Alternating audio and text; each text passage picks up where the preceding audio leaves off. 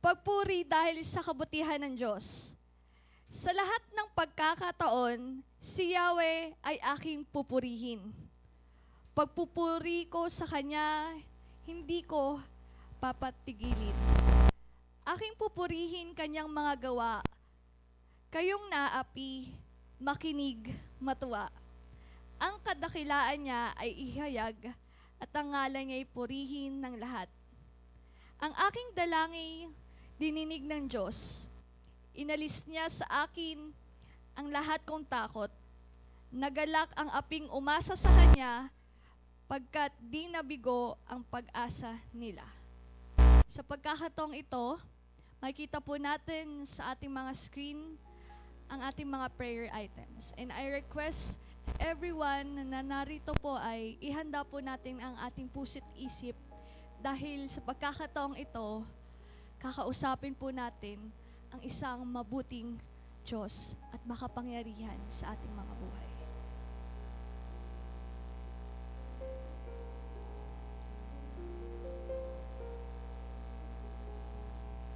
Let us praise God for being our good Father who never fails, and thank Him for His unwavering love and faithfulness to us. Let us pray.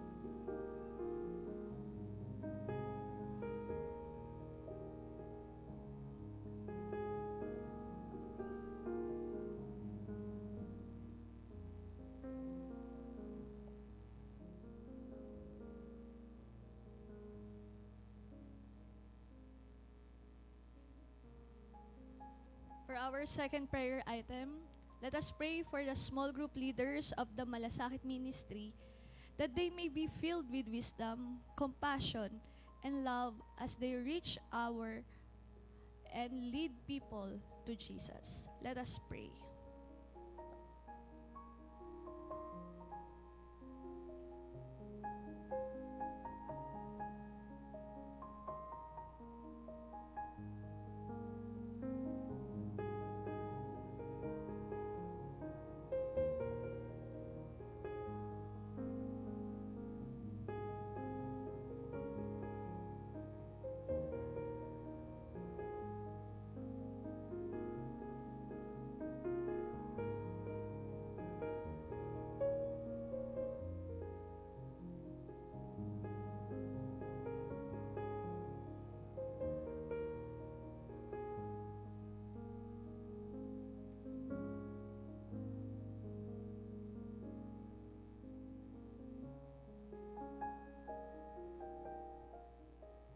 For our third prayer item, pray for strength and protection for our campus ministers and volunteers as they minister to the students.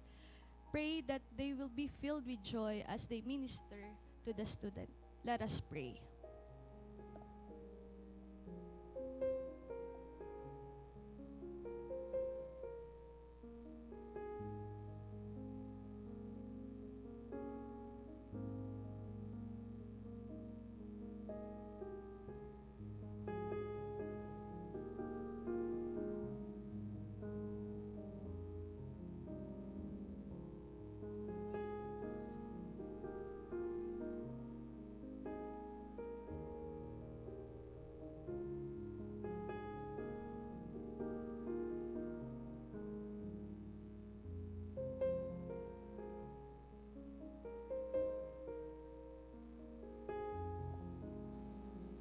For our next prayer item, pray that God will bless our pastors and core leaders with vision, strength, wisdom, and humility as they lead the church, and that God will grant them peace as they stay true to their calling.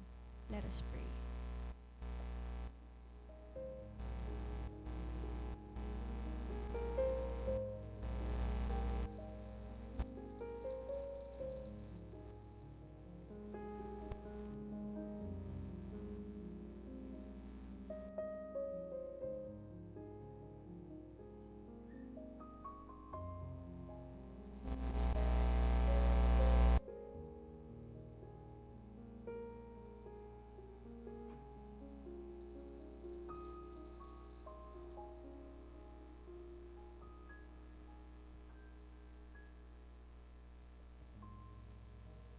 for our last prayer item.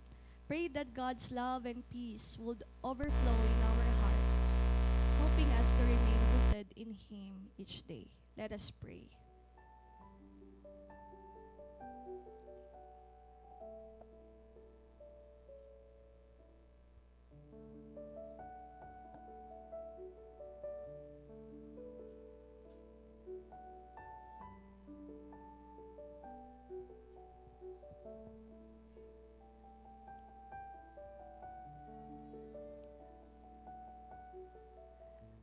Aming Diyos na mapagpala, aming Diyos na tapat sa aming mga buhay. Maraming salamat po sa pagkakataong ito na malaya po kaming makakapagsamba po sa inyo. Maibigay po namin ang aming mga papuri at pasasalamat sa mga bagay na patuloy ka pong kumikilos sa aming mga buhay. Panginoon, naririto ang inyong mga anak. Alam niyo po ang aming mga dalahin, alam niyo po ang aming bit-bit sa araw na ito. Dalangin ko po na ang bawat isa na maramdaman ang presensya niyo, Panginoon, sa araw na ito. At naririto rin po kami, Panginoong Diyos, humihingi, nagpapakumbaba, humihingi ng inyong kapatawaran sa aming mga kasalanan. Linisin niyo po ang aming puso at isipan sa mga bagay na hindi po ninyo kinalulugod po, Panginoon. Nais po namin na inyong pangalan ang aming maitaas at maikaw po ang mag-glorify po, Panginoon, sa bawat gagawin po namin. Patuloy niyo pong pagpalain ang bawat tao, Lord God, na tatayo sa inyo sa harapan na ito na maglilid po sa amin. I pray, Lord God, for our preacher for today, even our worship leader and our music team. Lord, I pray, fill us, Lord God, with your mightily and powerful, Lord God, Spirit, Holy Spirit, Lord God, fill us today, Panginoon. Maraming salamat, Lord, dahil ikaw ay mabuti at tapat at kailanman hindi ka po nagbabago sa aming mga buhay. Ito po ang aming samot dalangin sa pangalan ni Jesus.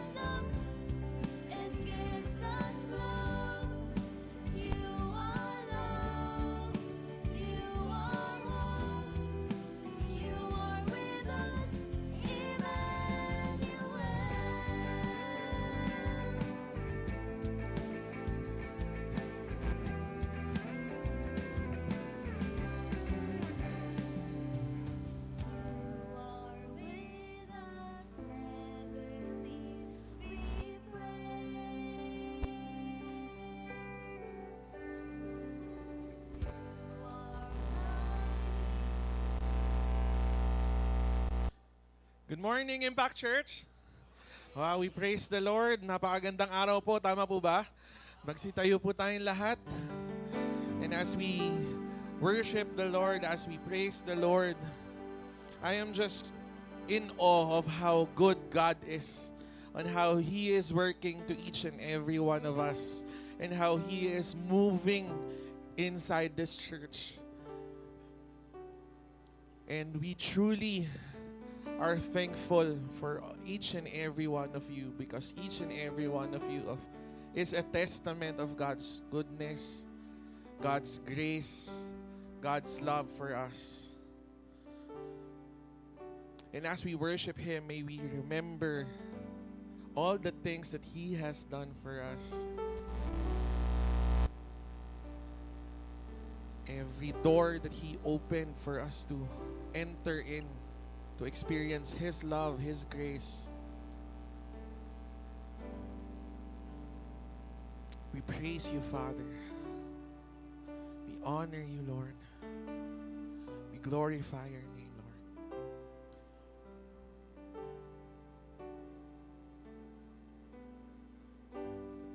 Yes, Father.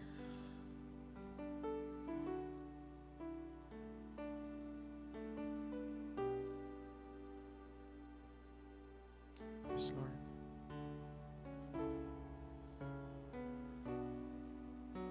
May Your Spirit move, Father, in this place.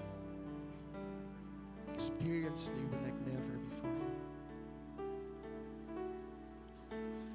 As the deer panteth for the waters, so my soul longeth after Thee. You alone are my heart's desire, and I long to worship Thee. As the deer, as the deer panteth for the water, so my soul longeth after Thee. You alone are my heart's desire, and I long to worship Thee. You alone are my strength, my shield. To You alone may my spirit yield. You alone are my heart's desire, and I long to worship Thee. You're my friend. You're my friend, and You are my brother, even though You are a king. I love You more than any other, so much more than anything. You alone. You alone are my strength, my shield. To You alone may my spirit. You alone. You alone are my strength, my shield. To You alone may my spirit yield. You alone are my heart's desire, and I long to worship Thee. You alone are my heart's desire. You alone are my heart's desire, and I long to worship. Yes, Lord. You alone, Lord.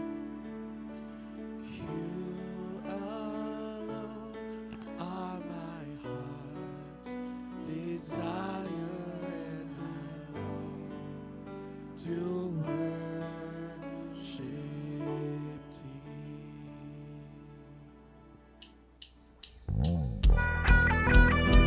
Amen. We praise you, Father, for we know, we believe that you are alive and you have defeated the grave, defeated death, Lord. Say, I'm alive because you're alive. I am free because you set me free. I'm alive in you, Jesus. I am yours, cause you said it so. I am loved, and you won't let go. I'm alive in you, Jesus. Oh, Spirit, come. Oh, Spirit, come. Set our hearts with holy fire. Amen. This hope we have, our God's not dead. He is alive. He is Jesus. He is Jesus. There's nothing and no one can stop him.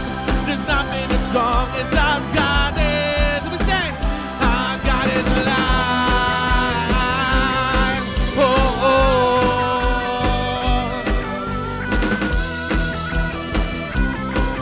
amen. I'm saying, declare this, say, hey death, where is your sting? No sin has claim on me.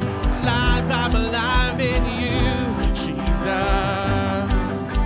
Say, and there's no grave that could hold my King as he stands in victory. He's alive in me, Jesus. You're alive in me, Jesus. Oh, you're alive in me, Jesus. He is Jesus. He is Jesus. Nothing and no one can stop him. There's nothing as strong as our God is. Our God is alive, and He is risen. And now that we're walking in freedom, there's nothing as strong as our Jesus. Our God is alive. Oh, oh. Our God is alive. Oh, let praise rise high in this place, for our King stands over the grave. Let praise rise high in this place, for our King stands over the grave. Let praise rise high in this place, for our King stands over the grave. Oh, let praise rise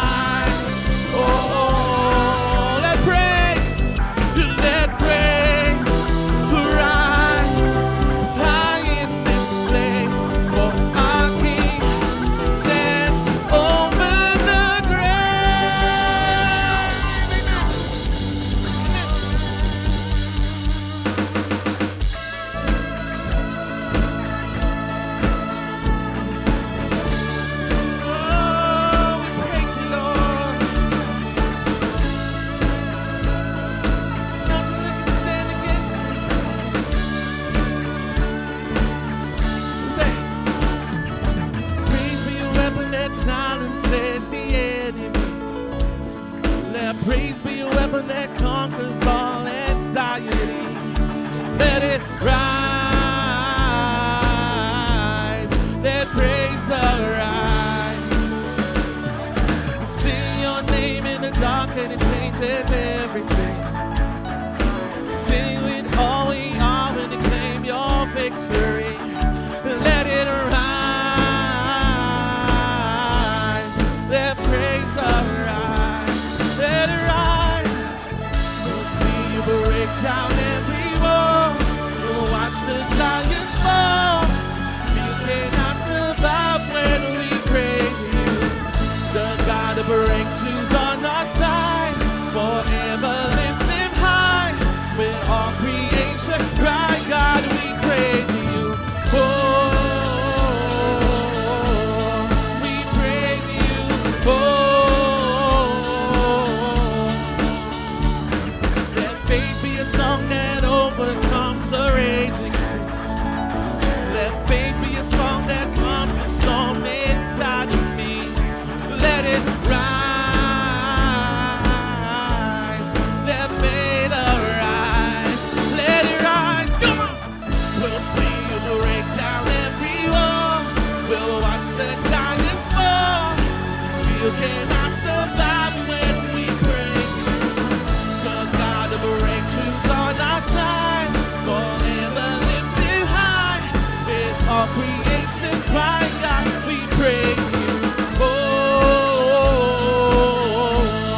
we praise you. Oh, we praise you. Oh, we praise you. Oh, we praise you.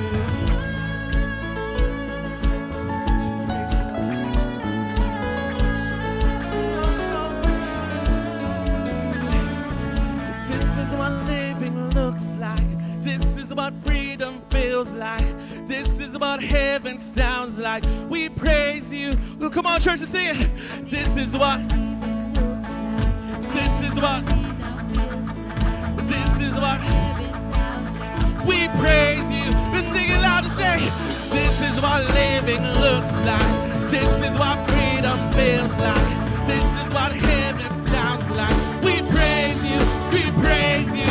This is what living looks like. This is what freedom feels like. This is what heaven sounds like. We praise you. We praise. We'll see you break down every wall. We'll watch the giants fall. You cannot survive when we praise you. The God of breakthroughs on our side. Forever lifted high. With all creation cry, God, we praise you. Oh, we praise you. Oh, we praise you. Oh, we praise you. Oh, we praise you. Amen. Palakpakan natin ang Panginoon. Amen. Amen. Praise you, Father. We lift your name up. You are worthy of every praise, every breath that is inside our lungs, Father. It is from you and it is for you alone, Lord. Worthy is your name. Worthy is the Lamb who was slain, Lord. What a beautiful, beautiful name your name is, Jesus Christ, our Master, our Savior.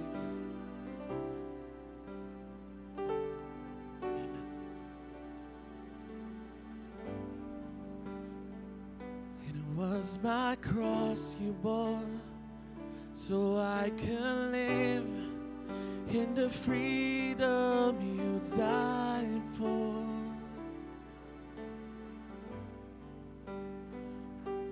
Now it's yours, as we'll sing of your goodness forevermore. Worthy is your name, Jesus. You deserve the praise. Worthy is your name. Worthy is your name, Jesus. You deserve the praise. Worthy is your name.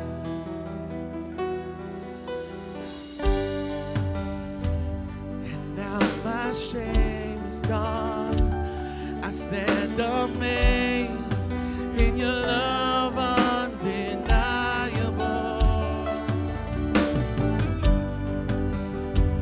Your grace goes on, and I will sing of your goodness forever. Worthy, worthy is your name, Jesus. 'Cause you deserve praise. Worthy is your name. Worthy is your name, Jesus. You deserve the praise. Worthy is your name. Worthy is your name, Jesus. You are worthy, Lord. You deserve the praise.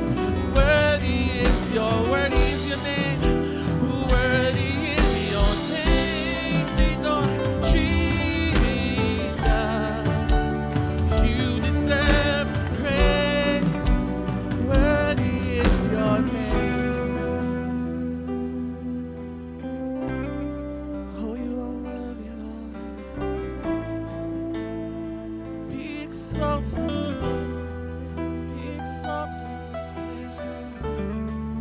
Our hearts, they exalt you,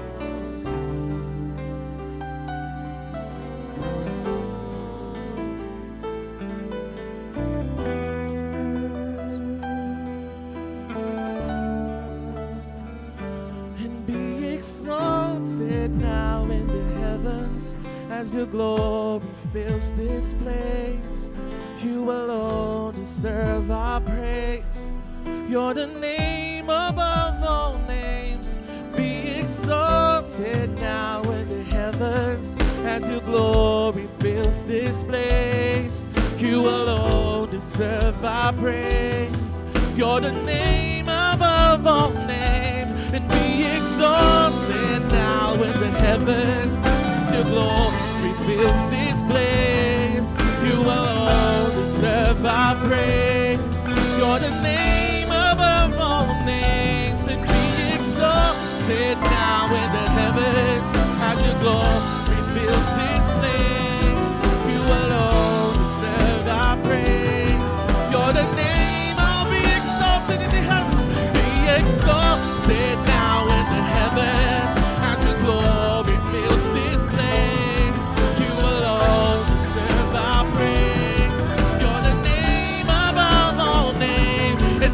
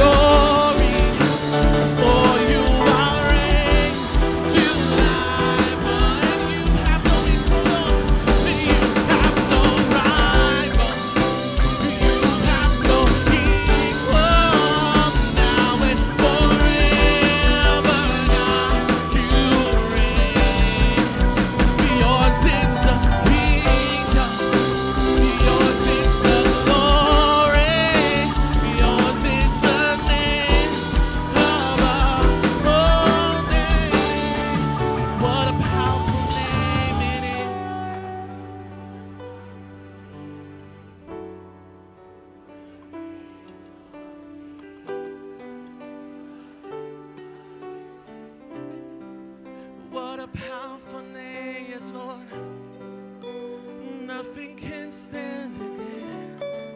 What a powerful name it is, the name of Jesus. What a powerful name it is, the name of Jesus. What a powerful name.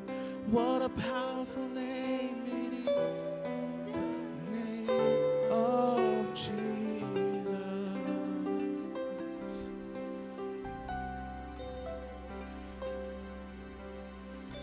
You are powerful. You are good. Nothing is impossible for you. We thank you. Lord, we thank you, Lord, for your goodness, for your love. You are worthy of every praise, worthy of every song, worthy of every breath that we have, Lord. All of it is to praise you, to honor you, to worship you, Father. The name above every name, the King of Kings and the Lord of Lords, our Master, our Savior, Jesus Christ, be glorified, be magnified, Lord, in this place, now and forevermore.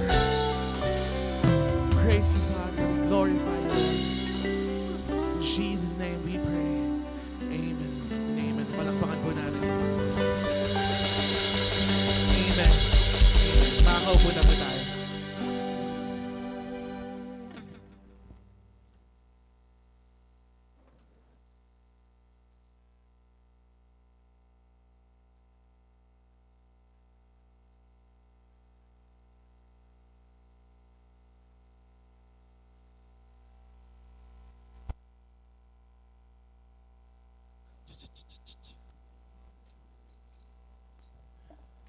Magandang umaga po sa ating lahat.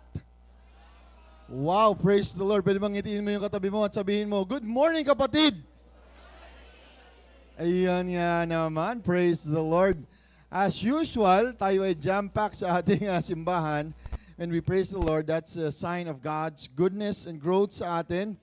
Ngayong pong araw ay unang linggo ng buwan ng Setyembre or September. Kaya po, nakita nyo, lumitaw na si Jose. Ayan, dahil bare months na ang unang sign ng bare months. Yan. Ngayong araw na to, gusto nating pasalamatan ng Panginoon sa ating mga visitors. Nandiyan po si Ate Marites at saka si Carla Almaden. Nandito po sila sa kabila. They are friends and invited by Ate Marcel. Ayan, kaibigan talaga. Narinig ko high school friends pa. Oh, grabe, malalim na talaga yung kanilang pagkakaibigan. And yung kanyang anak naman, si Carla, ay graduate ng FEU and ang prayer niya is guidance of board exam this September. Ayan, so pag-pray natin si Carla sa kanyang psychometrician exam this September. Yeah, we're praying for you. And then we have si Ashley naman.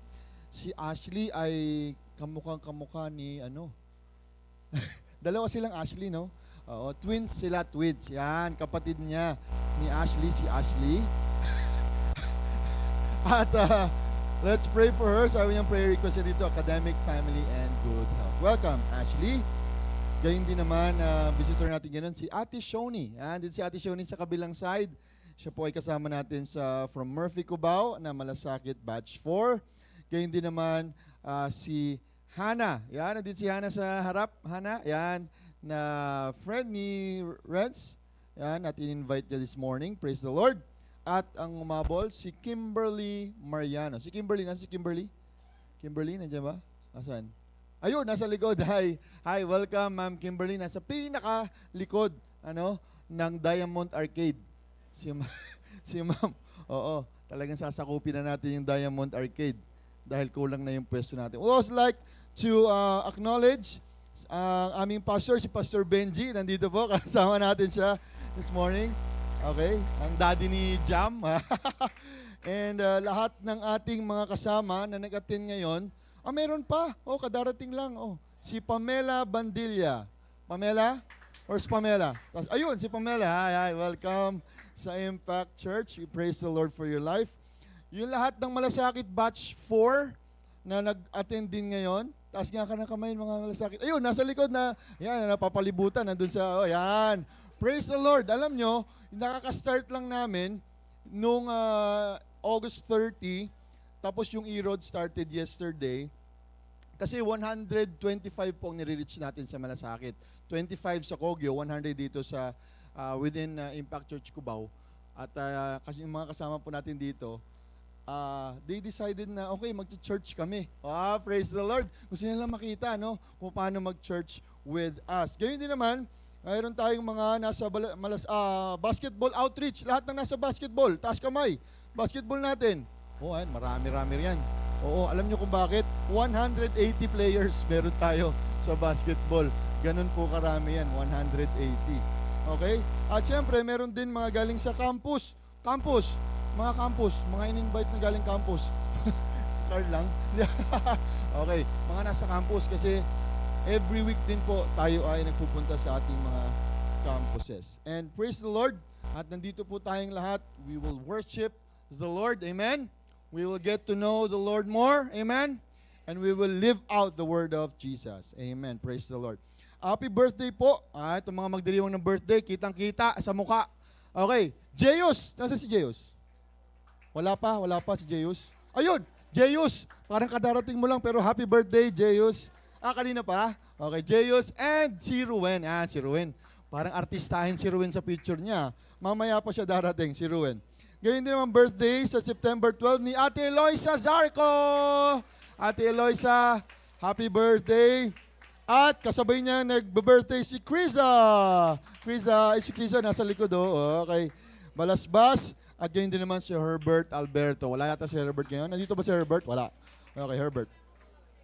Alright, ngayon na naman, ministry report natin. Ito po yung nangyayari sa atin every week. Na binibigyan tayo ni Lord ng chance na mag-minister homeroom teaching. Yan. Sa Quirino High School, Puso Notebook. Yan. CP Garcia, Juan Sumulong at Ramon Magsaysay, Cubao High School. Okay. Praise the Lord. Talagang the Lord let us go sa mga classrooms upang i-reach ang mga estudyante. Next. Meron mo tayong Bible study yesterday sa, area ng P2000 pero dito po ginaganap. Yan, Bible study. DBS po namin yan para sa P2000 area. Ngayon din po, nangyari din ating tune-up games ng ating basketball yesterday ng umaga. Praise the Lord. At ganyan din naman, nagkaroon tayo ng ating Malasakit Ministry Batch 4. Nagsimula na ang E. Rodriguez. Praise the Lord. Ayan po silang lahat. At nagkaroon din po ng, ito maganda, Sports Bible Study sa pickleball ni Pax Joji. Yan, ayun kanilang Bible Study Group. Praise the Lord, At ganun din naman, nagkaroon din ng inter-church basketball na nilaruan ni Kuya Alan at saka ni Kuya Mel. Tanalo kami ng isa talo, isa panalo. Praise the Lord. First time yon inter-church na naglaro yung mga coaches ng basketball natin sa Impact Church. Okay. Upcoming events, meron po tayong Uplift Worship Night. September 12 po yan, 7 o'clock. Meron din po tayong Area 3 Alliance Women ang mangyari dito at Area 3 Men's Fellowship magkasabay Sabado alas 8 hanggang alas 12 ng hapon. Kaya hindi naman, ito pala, pagpapahalaga sa sarili, yan po ang ating theme sa Alliance Women sa September 13. Magkakaroon din po tayo ng Youth Fellowship this month. Sa katapusan ng buwan na ito, 28th of September, lahat ng mga kabataan ay invited to join.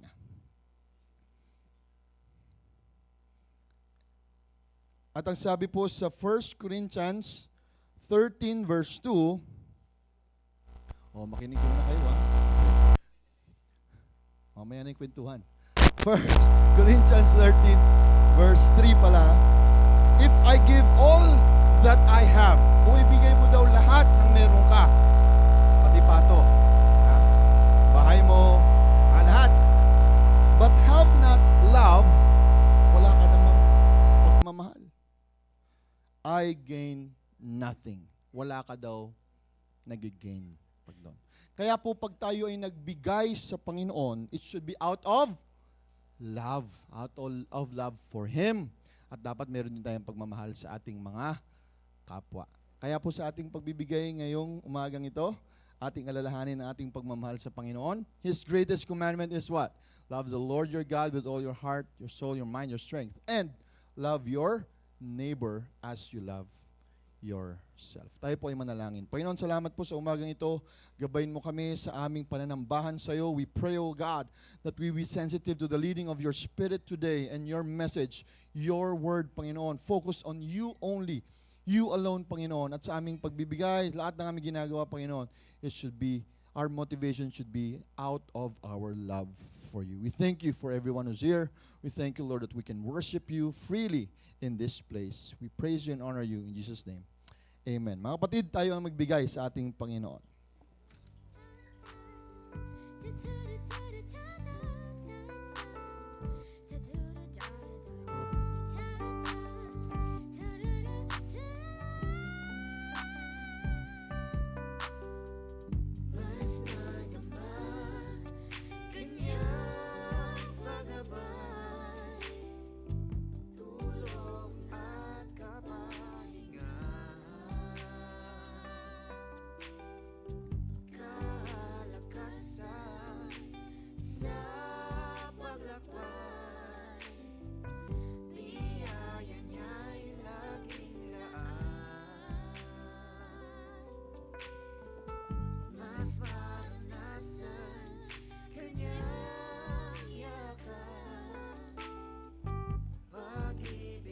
Nihiling ko po ang lahat na tumayo kaya pa pong tumayo. Yung mga may karamdaman po at di kaya, manatili po kayo nakaupo. Or meron kayong hawak na maliit na batang pinatutulog, upo lang po kayo. Yung mga kaya pong tumayo po tayo. At tayo pong babasahin po natin ang salita ng Panginoon ngayong umagang ito. Our scripture is found in the book of 2 Samuel, verses 9 and so on. David asked, "Is there anyone still left of the house of Saul to whom I can show kindness for Jonathan's sake?" Now there was a servant of Saul's household named Ziba. They summoned him to appear before David, and the king said to him, "Are you Ziba?" "At your service," he replied. The king asked, "Is there no one still alive from the house of Saul to whom I can show God's kindness?" Ziba answered the king, "There is still a son of Jonathan. He is lame in both feet." "Where is he?" the king asked. Ziba answered, "He is at the house of Machir, son of Amiel, in Lo-debar." So King David had him brought from Lo-debar, from the house of Machir, son of Amiel. When Mephibosheth, son of Jonathan, the son of Saul, came to David, he bowed down to pay him honor. David asked Mephibosheth, "At your service," he replied. "Don't be afraid," David said to him, "for I will surely show you kindness for the sake of your father Jonathan. I will restore you all the land that belonged to your grandfather Saul, and you will always eat at my table." Mephibosheth bowed down and said, "What is your servant that you should notice a dead dog like me?" Then the king summoned Ziba, Saul's steward, and said to him, "I have given your master's grandson everything that belonged to Saul and his family. You and your sons and your servants are to farm the land for him and bring in the crops, so that your master's grandson may be provided for, and Mephibosheth, grandson of your master, will always eat at my table." Now Ziba had 15 sons and 20 servants. Then Ziba said to the king, "Your servant will do whatever my lord the king commands his servants to do." So Mephibosheth ate at David's table like one of the king's sons. Mephibosheth had a young son named Micah, and all the members of Ziba's household were servants of Mephibosheth. And Mephibosheth lived in Jerusalem because he always ate at the king's table. He was lame in both feet. Praise the Lord for the reading of His word. You may now take your seat.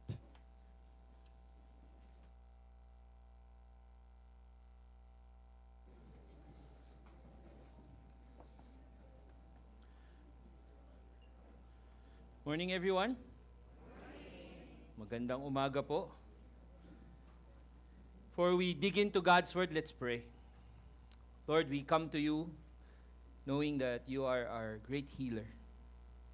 That you know, Lord, what's going on in our bodies. And that you gracefully, powerfully show and willingly heal each one of us. Lord, I come before your throne of grace, bringing those ones who are sick in our families. May your healing touch be upon them. Lord, we pray for Ate Ann who's in the hospital, si Irie rin po na nasa ospital ngayon. We pray that your healing touch be upon them. Pray that you restore them to good health. And even those, Lord, who are still in need of healing that comes from you physically, may your Spirit be upon them and heal them in the name of Jesus Christ, by whose wounds and whose stripes we are healed. Lord, we thank you for bringing us here today. Lord, we thank you because we have a God who is worthy of all praise. Meron po kaming Diyos na karapat-dapat purihin, sambahin, awitan, pasalamatan, pagsilbihan. Maraming salamat, O Diyos, dahil naaalala mo kami lagi sa aming mga paghihirap, sa aming sitwasyon bilang isang tao, bilang isang iglesia. Dalangin ko, O Diyos, na patuloy mo kaming kalingain, lingapin sa lahat ng aming pangangailangan. Dalangin ko, O Diyos, na ikaw ang siyang kumilos sa mga sitwasyon namin. Mahirap, madali, masaya, malungkot. Minsan, iniisip namin wala ng pag-asa. Pero Panginoon, dalangin ko na pag-alabin mo ang pag-asa na nagmumula sa Panginoong Jesus sa bawat puso ng naririto ngayong umagang ito. And that we will be reminded, Lord God, of the your great faithfulness. That we will be reminded, Lord, of your great power, because indeed, Lord, it is just by your grace that we are here.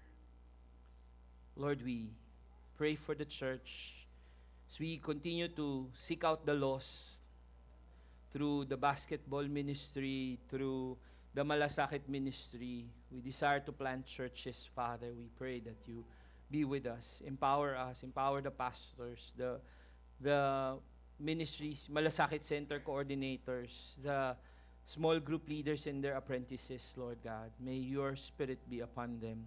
Pray for campus workers who are doing great work, Lord, in campuses. Thank you that campuses are open, Lord, for us and for Puso Notebook. We pray, Lord, that you move in the hearts of young people na tinuturuan namin, hindi lang po sila matuto magbasa, kundi, Panginoon, makilala ka nila bilang Panginoon na tagapagligtas. Panginoon, maraming salamat sa patuloy mong pagkilos sa iglesyang ito. And we pray that you continue, Lord, to just move in our midst. And as we open your word, may your Spirit be upon us. May your Holy Spirit teach us what you need, you want us to know and learn from. And we pray, Lord, that we will obey you willingly, joyfully. In Jesus' name we pray. Amen. Amen. So we're still on the life of David as our part of our sermon. Alam niyo po, masikip din dyan. Masikip din dito sa akin eh. Quits lang, di ba? Basta wala pa yung ventilador namin dito. Bakit mo kinuha dyan, Echo? Echo talaga eh. Hindi, okay lang. So we're still in the life of David. So habang nagpe-prepare po ako ng sermon na to, I'd like to look into videos and all of that. And I stumbled upon the City of David. Okay, the City of David it's a video by Journal. Journal is a channel in YouTube that shows yung mga places in Israel. So, kung iniisip mo hindi na ako makakarating doon dahil sa gera, O iniisip mo, hindi na ako makakarating doon dahil ang mahal, sinabi ko na minsan 200,000 yung kailangan nyo. Pwede na lang kayo manood ng YouTube. Hanapin nyo lang siya sa YouTube, Journal. And you'll see different places in the land of Israel. Yung picture po dito is part of the city of David na dinidig nila.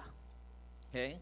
We have to note that yung nakikita po natin ngayon na Israel, pag hinukay po siya, it can last about 4,000 years. Now, what we're seeing is the 20th century. Pag dinig nila, nakikita natin yung century ni Jesus. Pag nag-dig further pa, makikita natin yung century ng Old Testament. And one of those amazing discoveries in the archaeological discoveries is the city of David right beside the Temple Mount. So, doon makikita nyo yung Pool of Siloam. Nakikita din natin doon yung Hezekiah's Tunnel. Sobrang hirap pong umakyat doon. I think Ate Dana experienced the hiking up the city of David. Hiking down and hiking up. Kasi that's the normal route that they have papunta sa Temple Mount. Sinituate ni David yung kanyang kingdom right before Mount Moriah bago mag-Temple Mount. So, hindi ko na po papahabain yung kwento doon kasi napakaraming detalye. 2 parts nga yung video, parang 30 minutes. Pero I invite you to watch it kasi sobrang na-amaze lang ako that up to now, at this time, we still can find truths that we still find that the truths of the Bible, katotohanan ng Bible, nakikita natin. At archaeologically, nandun siya. We will see coins, we will see things. Isa po sa mga natatawa kong pinakita sa amin ng tour guide namin dun sa City of David is banyo. At maganda yung banyo kasi palace siya eh. No? So I love watching this because I believe and it affirms my truth that whatever is written here historically in this book can be seen archaeologically. And it affirms us na yung katotohanan na yun, kaya pa nating idig. And that we believe in that wonderful Savior, that God who saves us. The book of Samuel is about God opposing the proud. He opposed si Saul dahil naging proud siya. He appointed Saul, he anointed Saul as the first king. But at the end, Saul made mistakes, became proud, opposed him. The second book, ganun din. David was appointed. He was going up. Next week, we will see him starting to go down. That's the theme of these books. The book of Samuel. It's a reminder also to all of us that God is at work. Gumagawa ang Diyos sa paligid natin. Hindi man natin nakikita, nakikita man natin. Nararamdaman man natin o hindi natin nararamdaman, ang Diyos kumikilos sa paligid natin. Tama po ba? Diba? Bawat panalangin dinidinig ng ating Panginoon. And you will see that in what happened to David nung hinahabol siya ni Saul at gusto siyang patayin. Diba? Yung story ni Pastor Gerard when he preached in 1 Samuel. We see him fighting battles. Kaya nga nung last week he was in the preaching of Pastor Olim, he was grateful already. Tama? Kasi binigay na sa kanya ng Panginoon yung trono after so many years of waiting. And he started working on it. And you see God at work in every hand, every corner. in this book, he also promised a king. Isang hari na maghahari magpakailanman. Hindi po si Melchangko, but isang hari na ang kanyang kaharian patuloy na lumalaki at patuloy na maghahari magpahabang buhay man. Today we looked at a story of grace, a story of remembering a promise that was made. Now, King David, most probably, nakaupo sa trono niya. He has his house built, his palace built. Kaupo siya, iniisip niya kung anong mangyayari sa kanya. Iniisip niya, ano nga bang pwede ko pang gawin? May kakalabanin pa ba ako o meron ba akong gagawin? Bigla niyang naalala, meron siyang pinangako kay Jonathan. Si Jonathan po, anak ni Saul. Si Jonathan, best friend ni David. Kahit na inaaway siya ni Saul, si David, si Jonathan, magkampi silang dalawa. Pag inisip niyo po, pareho silang contender ng throne. Paano sila magiging magkaibigan? Diba? Pero the Lord brought them into that relationship, that they love each other as good friends. And one day, this story is in 1 Samuel 20. One day, may feast. Gusto mo po merong piyesta. Siyempre, may handa yung hari and the table is open wide. And yun pala pinagpaplanuhan ni Saul si David. At naramdaman ni Jonathan yun, nag-usap silang dalawa. Ang sabi ni Jonathan kay David, huwag ka munang pumunta, baka patayin ka. Sige, mag-aantay ako dito. And as he was waiting for what's going to happen, may pinag-usapan sila. Assignment niyo na basahin niyo po ang 1 Samuel 20. Okay? Para sabihin niyo lang, kunikwento ko lang dito eh. Diba? Assignment niyo po, babasahin niyo small group leaders, please tell them to read the passage and learn from it. Okay? So, doon po, nangpangakuan yung dalawa. They had a covenant with each other. Sabi ni Jonathan kay David, huwag mong kalilimutan ang mga anak ko pag naghahari ka na. And David said, okay, walang problema. There's no problem about that. Okay? So, tapos, fast forward tayong konti, nung hinahabol na si David ni Saul, yung nandun siya sa kuweba, alam niyo na kung anong ginawa doon, di ba? Sinabi ni Pastor Gerard. Nung habang nandun siya, at ini-explain na to ni David sa kanya, kay Saul, at sabi ni Saul sa kanya, ang sabi ni David kay Saul, ako bahala. Ang sabi pala ni Saul kay David, huwag mong pabayaan yung aking mga anak.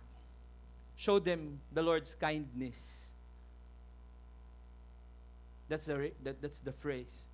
Show them the Lord's kindness. And si David, fast forward ulit, 2 Samuel 9, remember this. Remember this thing. And pinahanap niya yung mga utusan ni Saul.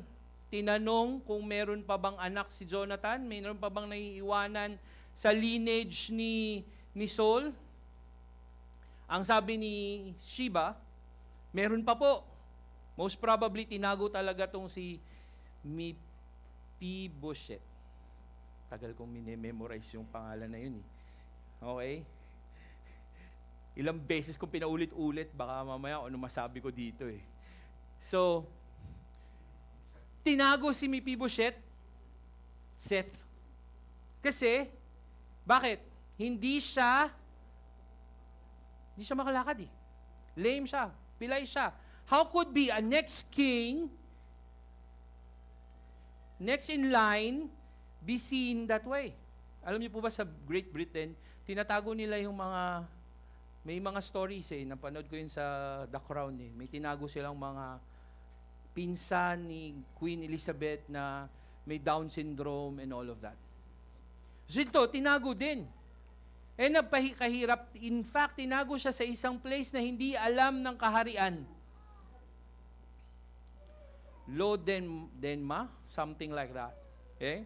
So, when that happened, sabi ni King David kay Sheba, dalhin niyo siya sa akin at gusto ko siyang kausapin. And nag-usap sila, ang sabi ni David kay Mephibosheth. Okay? Ang sabi niya, simple lang, huwag kang matakot. I will restore to you the lands of Saul, your grandfather, and I will gagawin ko, bibigyan kita ng kabutihan. Hindi kita papatayin. Papakainin pa kita sa table ko. And pag you're in the table of the king, wala ka ng problema. Kahit di ka magtrabaho, busog na busog ka dun. Tama ba? You're in the table of the king. So, we see this man whose ang description niya sa sarili niya, I am a dead dog. Patay na akong aso, pero tinitignan mo ako with grace and with mercy. So when we look at this story, we see David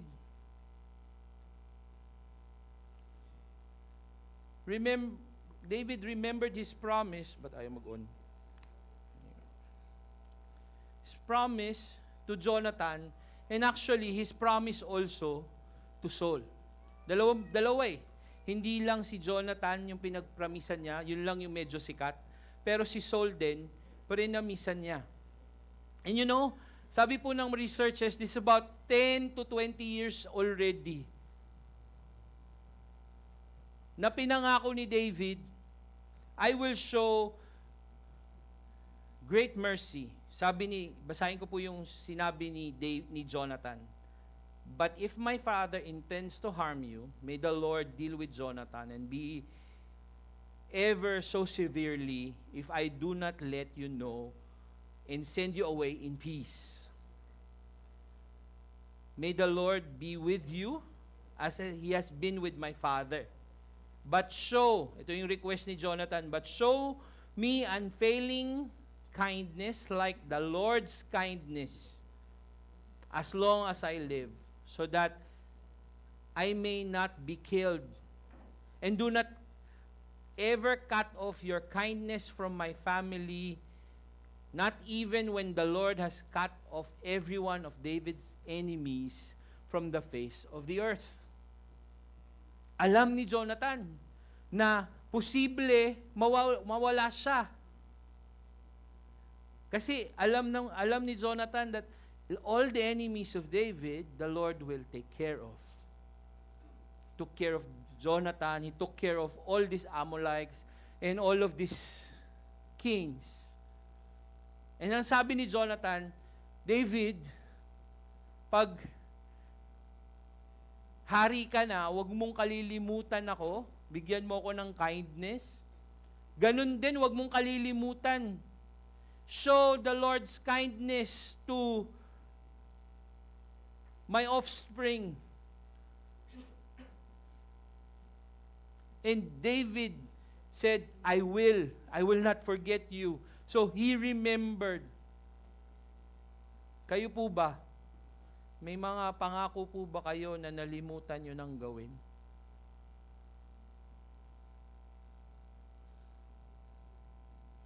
Yung tipong hirap na hirap ka, sabi mo sa Panginoon, Lord, magsisilbi ko sa iyo.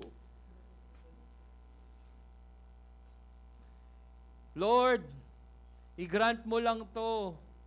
Ito, typical to sa mga young people Tagal kong youth pastor Ang sinasabi lagi niyan, Kuya, makapasok lang talaga ako sa eskwelahan na to. Pagka-graduate ko, magsisilbi talaga ako kay Lord. Hindi pa nakaka-graduate na wala na. naman, I was crying before the Lord because there was one time this week that isang GC namin nabuhay. GC namin ng mga pre-pandemic pa, 2016, 2017, nabuhay sila at nag-aalisan yung mga bata na tinulungan ng simbahan. Siguro ano nangyayari dito? Kagigising ko pa lang po. Binabubura ko lahat. Naglililib din ako. And as was reflecting, I was on my bed, I was reflecting. My prayer was just very simple. Lord, I pray that you will not leave in their lives. Dalangin ko na huwag mo silang iwanan. Kahit iwanan nila yung simbahan, makahanap sila ng simbahan na kung saan lalago sila at lalalim sila. We have a lot of, since the start of Impact Church, we're a campus church.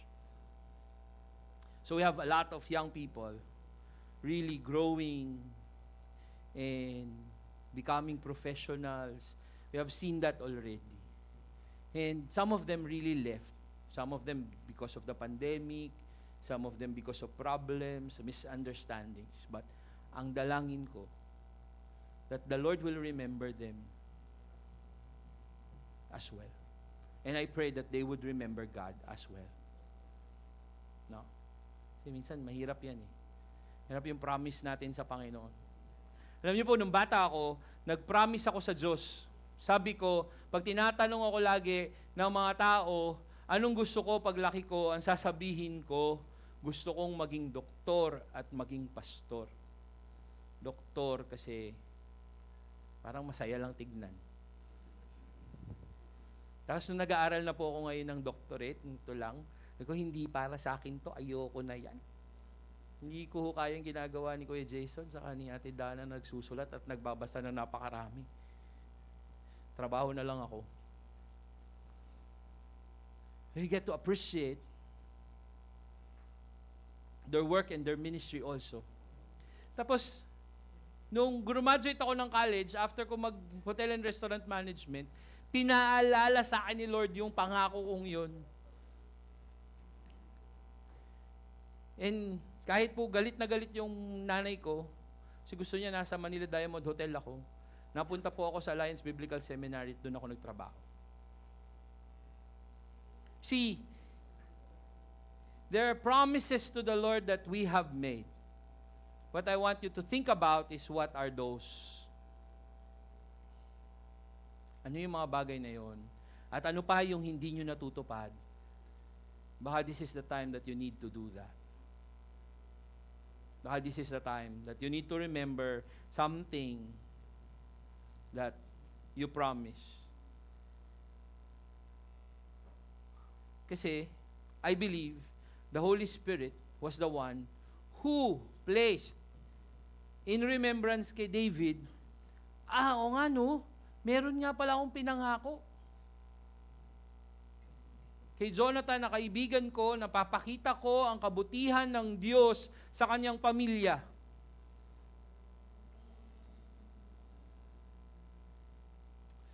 Actually, when we were placing this passage into the sermon series, ang tanong ni Pastor Olim, bakit kaya ito nandito sa passage, nasa book siya?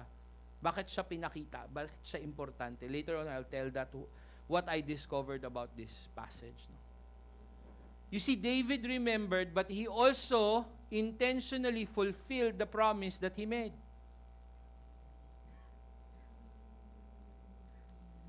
We see that David asked and looked for Siba, yung taga-pangalaga ni Saul, and made sure to ask him, meron pa ba na natitira sa mga kamag-anak ni David at ni Jonathan at ni Saul? Maraming speculations na pwedeng gawin dyan, lalo na sa mga panahon natin ganito, pwedeng isipin nila, naku, baka patayin ni David yan. Kasi, threat yan sa throne. Di ba? Pagka-threat sa throne, tinatanggal talaga. Ang dami ko nga napapanood ngayon na tungkol kay Camilla at dahil nga kay, sino nga to? Si Charles, anak ni Charles. Si Prince William. They want to establish his kingship dun sa Great Britain. Ngayon, si Camilla kasi pumasok siya in all of these things. And parang nagkakaroon ng problema sa lineage. No? So, ang problema, dito sa time na to, meron pang isang kamag-anak na naiiwan, baka pwede siyang mag-revolt, pwede siyang pwede niyang umpisahan ang isang revolusyon against David, etc., etc. But, hindi yun yung gustong gawin ni David. He made sure that he will show the Lord's kindness as he has promised to Jonathan 20 years ago.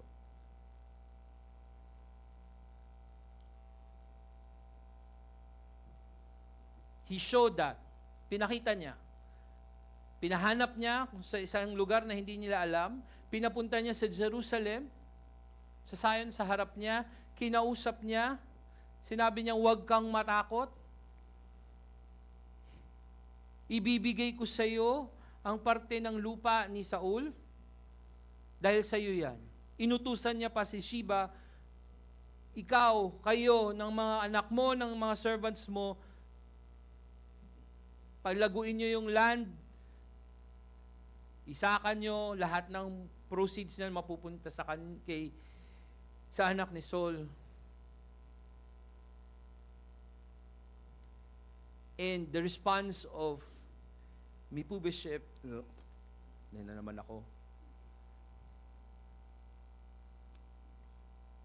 is in awe of the goodness and the kindness of David, who intentionally did all of that. Minsan, habang nag-scroll ka ng Facebook, naalala mo yung isang tao at sabi mo, ay, tutulungan ko nga tong taong to. Mahilig sa kape, wala namang pera, ililibre ko ng kape. O kaya, naalala mo, meron isang bagay na nakita ka, ay, gusto kong pasalamatan tong taong to kasi he did something good to me today. Tapos biglang, alam niyo po, nalimutan niyo. Diba? Minsan we think of doing something good, but sometimes we tend to forget it at hindi na natin nagagawa, kalimutan na lang natin. Tama po ba? Marami ako minsan ganun eh. So, kakamustahin ko nga tong taong to, pero dahil may biglang nag-chat o may biglang kang ginawa, bigla kang may napanood na Dharman movie, o nalimutan mo na siya, o nakita mo na naman yung post sa flood control, nagalit ka, ayaw mo nang gawin yung kabutihan na gusto mong gawin. Kayo, akala nyo, hindi ko alam kung ano nyo, ha? Di ba? Pero, guys, if we promise something to the Lord, if we promise to do good to someone, let's intentionally do it. Huwag nating kalimutan. Kasi baka yun yung bagay na inaantay ng taong yun para hindi siya mag-give up sa buhay niya. Baka yung mabuting bagay na yon ay isang bagay na pinapaalala sa taong iyon ng Diyos na siya ay present sa kanyang buhay.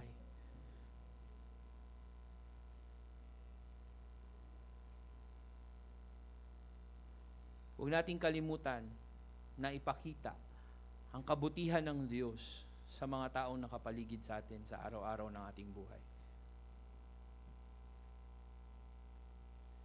David also was at his finest moment in this story. Alam niyo yon? Sabi ng ibang tao, at kilalang-kilala si David as the king who defeated Goliath. Tama po ba? Pero I think we have to remember David as the king who shown mercy and grace like that of Jesus Christ.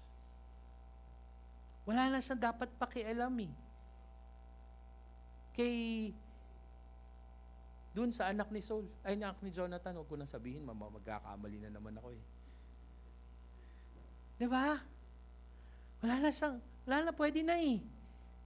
Iba-ibang kaharian nga yung tinalo niya eh. Pero anong ginawa niya? Pinahanap niya, kinausap niya, binihisan niya, pinakain niya, hanggang sa mamatay siya, pinakain siya sa king's table, and had shown that great mercy, that loving kindness, like that of God. One author describes this as the finest moment of the kingship or the life of David. Kasi at this moment, he was like God to His created, you and me, showing His grace and His mercy.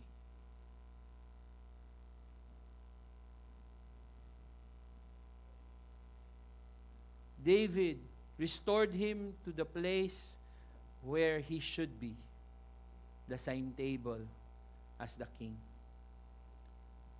Kasama ng hari, kumakain.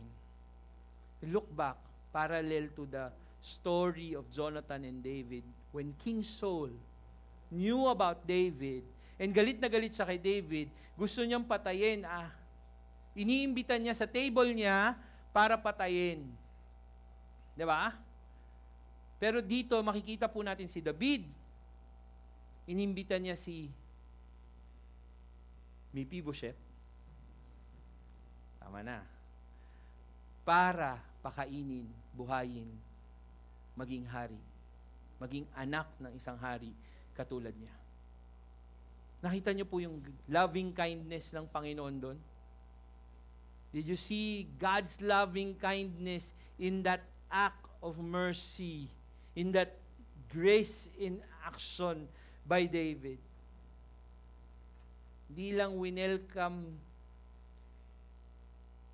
Hindi welcome sa table ni Saul si David, pero si Mephibosheth, welcome sa table ni David. Just like you and me. Welcome in the kingdom of heaven. Welcome to reign with Jesus Christ. Not because of what we've done. Because we're dead dogs. Hindi nga natin kayang humarap sa Diyos para tayong mga lumpo sa harap ng Diyos. Pero there was one time in the life, in this earth, in His history, that God Himself, the true King, Jesus Christ, came to seek all of us who are lost. Show love, show mercy, show kindness sa bawat isa sa atin. And give us life that is eternal. We are lost. Tama po ba? Mahirap tayo. We're lost, we're weary, we're wretched. But God has demonstrated His love for all of us and has lavished us with grace and mercy through Jesus Christ our Lord. Kaya nga, si David was at his finest at this point in time. Hindi niya hinayaan yung galit niya, hindi niya hinayaan yung sarili niya, hindi niya hinayaan na yung selfishness ng pag-iisip niya ang maghari sa kanya, kundi hinayaan niya ang banal na spirito na kumilos sa kanyang puso, sa kanyang isipan, patawarin taong ito, bigay ang lahat ng kabutihan, suklian ng kabutihan, ang ginawa sa kanya ni Saul na puro kasamaan. So what can we learn from this? Well, this narrative reminds us of the God who remembered His created and sent His Son to save them from sin. This narrative, 2 Samuel chapter 9, reminds us of this God. Naalala niya, o nga pala, mahal ko sila. Papadala ko yung anak ko, magiging hari na walang hanggan, na ang kanyang kaharian ay walang hangganan, isi-save ko sila. This narrative also reminds us of the God who demonstrated His love and grace through His Son, King Jesus. We're dead. Tama po ba? We're spiritually dead. Even if we're living now, we're spiritually dead. We're bound to eternal hell. Pero dahil po sa butihang loob ng Diyos, ipinakita niya ang kanyang pagmamahal, ang kanyang awa na kagilagilalas sa pamamagitan ng Panginoong Jesus. This narrative also reminds us of God whose mercy, grace, and love we enjoy every day. Tama? We enjoy this every day. Prayers answered every day. Minsan, akala natin delayed. Pero tama lang pala yung timing. Ang kulit lang natin, puro anxiety yung iniisip natin. Diba? He knows what we need. His grace, His mercy is what we need. The King's table will always have everything for us. We have to ask. Sometimes we don't need to ask, He will give it to you. Ganun po kabuti ang Diyos. This narrative also reminds us of the God who commands us to love and forgive one another. That we need to do it to each other. Na wag nating kalimutan na tayo magpatawad sa isa't isa. Kami po mga pastor, hindi po kami perpekto. Pwede po kami magkamali. Pwede nyo kami tignan ng masama. Dahil meron kaming tingin nyo masama namin ginawa. Pero, this narrative reminds us that we need to love each other and forgive one another and celebrate the love that He has given to us. Not by becoming proud, but by becoming humble. Giving forgiveness to one another. Showing that love is our character. And other people will know, yung ibang tao makikilala ang Panginoon dahil sa pag-ibig na meron tayo sa isa't isa. Lastly, this narrative reminds us of the God who commands us to seek and tell the lost, those who are still lost, and bring them to the fold of King Jesus. This narrative reminds us that we have a mission. We need to share the forgiveness, the saving grace, the love of the Lord through the Lord Jesus Christ. So as takeaway, let me suggest 3 things. Let us always be humble and obey God. We love one another. Sundin po natin ang Panginoon. Mahirap po yan. Pero sundin po natin ang Diyos. Huwag po yung sarili natin. Huwag po yung iniisip natin. Huwag po yung kasinungalingan ng mundong ito kung hindi po yung pag-ibig ng Diyos. Let us enjoy God's grace always. Don't think of others, ay mas mabait siya, mas mabuti siya, ay mas blessed siya, ay mas... No, think that what God has given you, He has given you enough. Enough, more than enough sa kailangan mo. and that you have to enjoy it. Si David, pwede namang kunin niya pa eh. But what he did here was, he was contented with the God's love and showed it to others. He enjoyed it. The only way to enjoy that, share it to others. Lastly, always share God's kindness to others around us. Alam niyo po yun, yung blessing ni God, para siyang mana. Pag tinago natin ang tinago, uuurin. Mapapanis. Kailangan pamigay po natin siya sa mga taong nakapaligid sa atin. I think this narrative also reminds us of what Christ did on the cross, as we will remember through the Lord's table.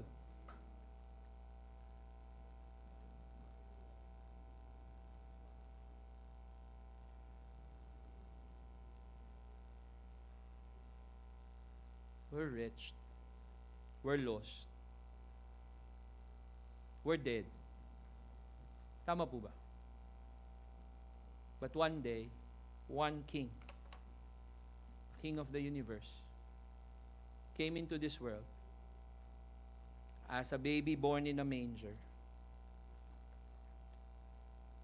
lived a life like ours, obeyed his father and his mother, showed mercy to others, modeled love to each other. This king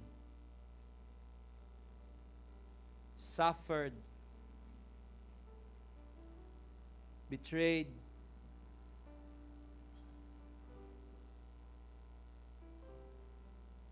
wounded, died, so that we could enjoy his presence, died through the Holy Spirit, rose again from the dead, seated now at the right hand of the Father. Every time we do this celebration, ang reminder po namin, we do it with utmost respect. Huwag pong paglaruan yung mga elements. See, it's something that is very important. Maaring sa iba, simple lang. Simple-simple eh. Tinapay, juice. Ba namang meron dyan? Pero sa pinaniniwalaan po natin, ang tinapay nagsisimbolo sa Panginoong Hesus sa kanyang katawan na nabayubay sa krus ng Kalbaryo. Kung hindi po yun nangyari, wala po tayong kaligtasan. Yung juice, nagpapaalala sa atin na tayo ay nasa bagong covenant na. Hindi na natin kailangan mag-sacrifice sa Israel, sa Jerusalem. Dahil sa pamamagitan ng dugo ng Panginoong Hesus, bawat kasalanan na ginawa natin noon, ngayon, at sa mga susunod pang panahon, pinatawad na niya. At tinitignan tayo ng Diyos Ama na sapat, justified, because of the work of Christ on the cross. See, hindi siya simpleng komunyon. Napakabigat ng symbolism niya. Ginagawa natin to dahil nagpapasalamat tayo sa Panginoon. At iaalalahanin natin, gagawin natin mga bagay na ito. Again, with Him officiating it in heaven. Now we remember Him now. So we also remember that He's worthy of our praise, that He's worthy of our obedience, that He's worthy of it all.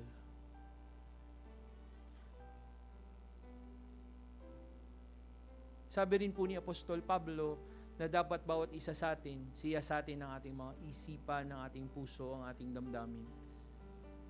Kung tayo po ay may pagkakasala, lumapit po tayo sa Kanya at sabihin, Lord, patawarin mo ko. Tanggapin ang pangako sa 1 John 1:9 that if you confess your sins, He's just faithful to forgive you.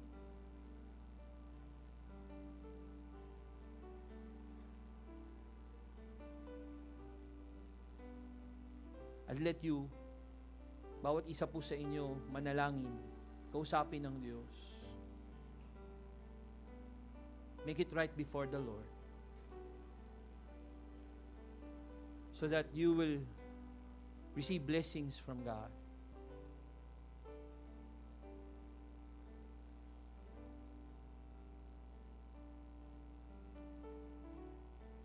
Lord, look at us with mercy and with grace.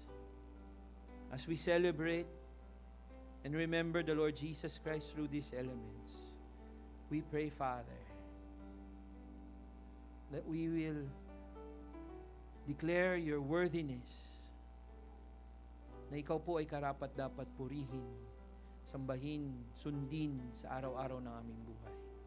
Panginoon, maraming salamat sa dakilang pag-ibig na iyong ipinakita sa amin. Maraming salamat sa storya na aming napag-aralan. Dahil dito, Panginoon, we are affirmed that indeed you are a loving God. You are a God who is merciful, full of grace.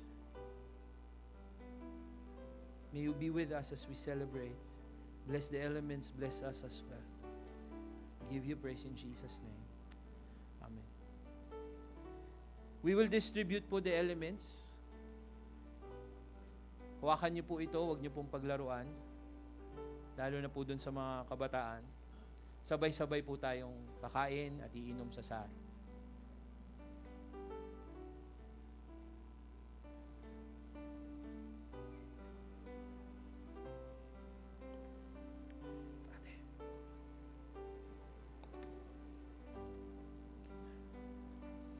Was my cross you bore, so I can live in the freedom you died for.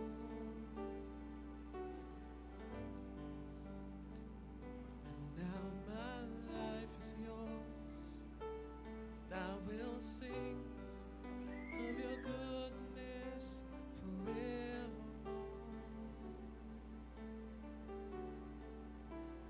Worthy is your name, Jesus. You deserve the praise. Worthy is your name. Worthy is your name, Jesus. You deserve the praise. Worthy is your name.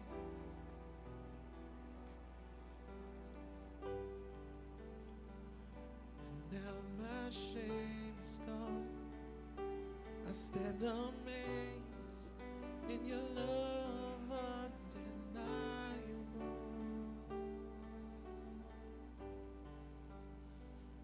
Your grace goes on, and I will sing of your goodness forevermore. Worthy is your name, Jesus. You deserve the praise. Worthy is your name. Worthy is your name, Jesus.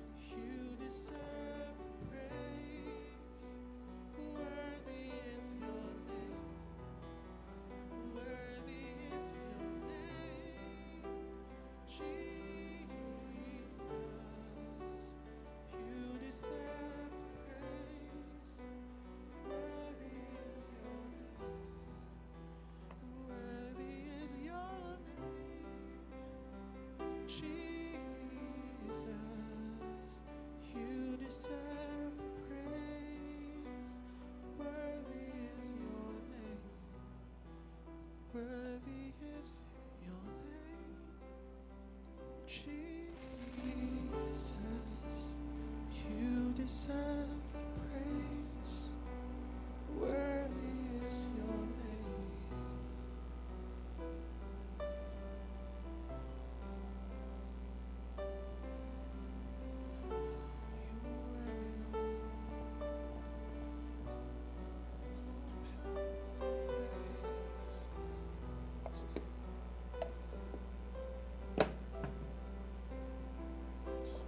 Tayo po'y magsitayo. Nung gabi na pinagkanuno ang Panginoong Jesus, kumuha siya ng tinapay, pinagpira-piraso niya ito at nagpasalamat sa Diyos. Sinabi niya, ito ang tinapay, simbolo ng aking katawan. Gawin niyo to nang may pag-alala sa akin. Alalahanin po natin ang Panginoong Jesus.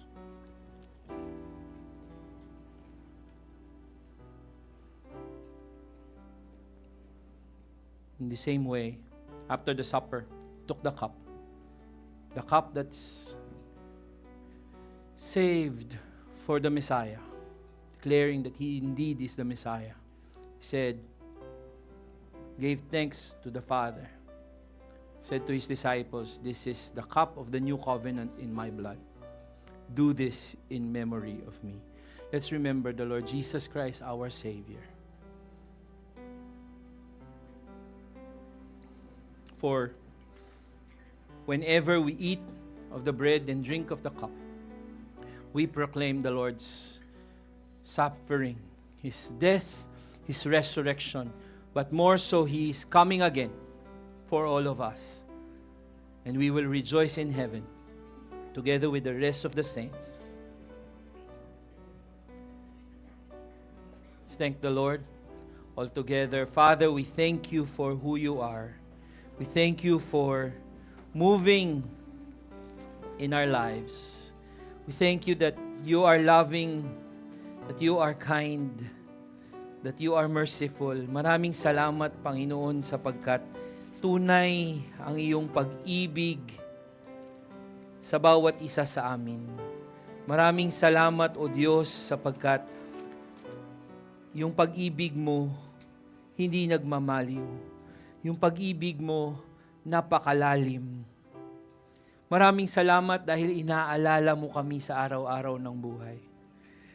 Lord, we thank You for fulfilling Your promise that there is a Savior. May magliligtas sa amin sa kasalanan, may magliligtas sa amin sa kasamaan ng buhay, at dadaling kami sa masaganang buhay. Maraming salamat dahil kaya naming panghawakan ang mga bagay na ito, ang mga pangakong ito.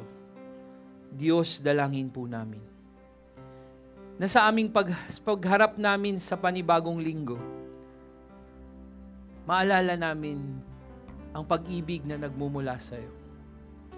Maalala namin, Panginoon, na ipamigay ang pag-ibig na ito sa mga taong nangangailangan sa iyo. Iparamdam sa kanila na naghihikahos, sa kanila na naghahanap ng pag-ibig, sa kanila na naghahanap ng purpose sa buhay. Maalala namin na meron kami nito. At ibigay namin ang mabuting balita sa kanila. Paalala na sa gitna ng unos, sa gitna ng mga baha, sa gitna ng paghihirap sa buhay, may isang Diyos na kami ay iniibig. May isang Diyos na siyang buhay, daan at katotohanan. May isang Diyos na nagbibigay ng kagalingan. May isang Diyos na patuloy na nagmamahal sa amin. Lord, allow us to be obedient to You, sharing these truths that we have right now. And we pray, Father, that we will do it not for our glory, but for the greater glory of Your name. For indeed You are worthy to be praised. For indeed You have no rival in the throne. And Lord, we pray that there would be no rival in Your throne sa puso po namin. That indeed we will obey You and You alone. Bless us, Lord. There's a lot that we need as human beings. Bilang tao, Panginoon, dami namin kailangan. Alam mo po ang bawat isa nito. At bawat isa sa amin may unique na pangangailangan. Dalangin ko, Panginoon, katagpuin mo po kami. Bless us and bless us indeed. Enlarge our territories and may your hand be upon us. A hand that protects us from evil, a hand that gives us power. Be upon us. Embrace us today. Now to Him who is able to do immeasurably more than we can ask or imagine, according to the power that is worked within us, to Him be the glory in the church and in Christ Jesus throughout all generations, forever and ever. Amen and amen.